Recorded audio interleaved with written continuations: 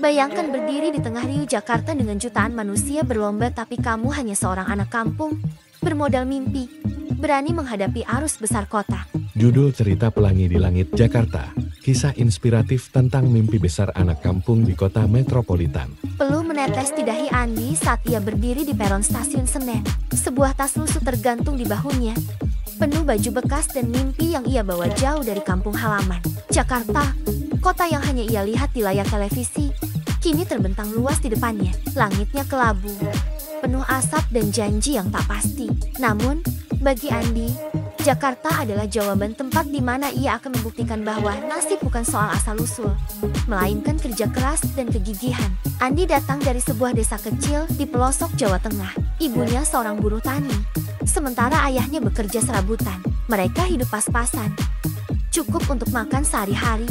Ketika teman-temannya memilih tinggal di desa, Andi selalu bermimpi lebih besar. Ia ingin menjadi seorang arsitek yang mampu membangun gedung-gedung megah di kota besar. Sebuah cita-cita yang terlalu tinggi, mungkin, untuk seorang anak desa tanpa koneksi atau uang. Langkah pertama di Jakarta terasa berat. Andi tak punya banyak uang, hanya tekad dan keyakinan. Ia tinggal di kamar sewa sempit di pinggiran kota, berbagi tempat dengan 5 orang lain. Setiap pagi, ia berjalan kaki menuju sebuah warung kopi di Blok M, tempat ia bekerja mencuci piring dan melayani pelanggan.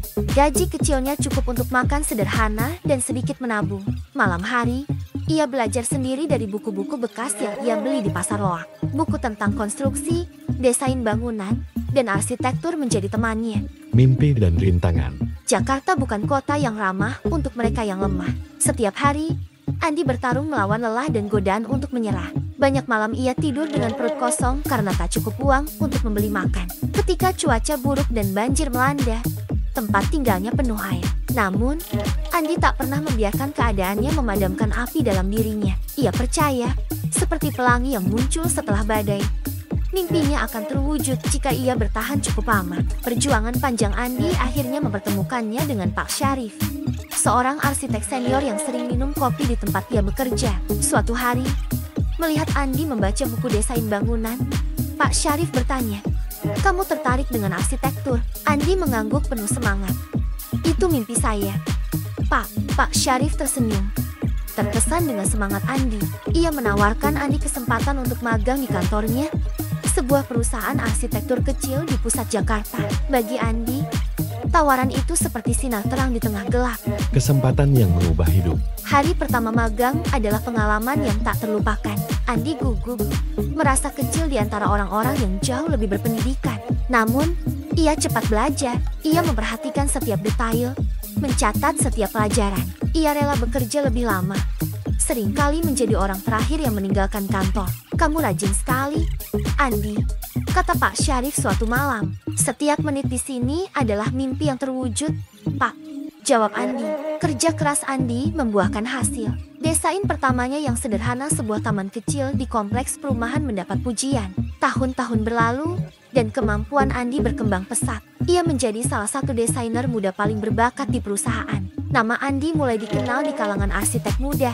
Pelangi di Langit Jakarta. Tahun 2030, sebuah proyek besar di pusat Jakarta membutuhkan seorang kepala proyek. Gedung pencakar langit yang menjadi ikon baru kota itu akan menjadi salah satu karya paling prestisius di Indonesia. Andi, yang dulu hanya seorang anak kampung dengan mimpi besar, kini berdiri di barisan depan. Ketika gedung itu selesai dibangun, sebuah perayaan besar diadakan. Di puncak gedung, Andi menatap pemandangan Jakarta yang megah. Ia teringat saat pertama kali menginjakan kaki di stasiun, dengan tas lusuh dan harapan di hatinya. Kini, mimpinya telah menjadi kenyataan. Seperti pelangi yang muncul setelah badai, gumamnya pelan. Segala kerja keras ini terbayar. Pesan inspiratif. Kisah Andi adalah bukti bahwa mimpi besar, meski berasal dari tempat kecil, dapat terwujud dengan ketekunan, kerja keras, dan keyakinan.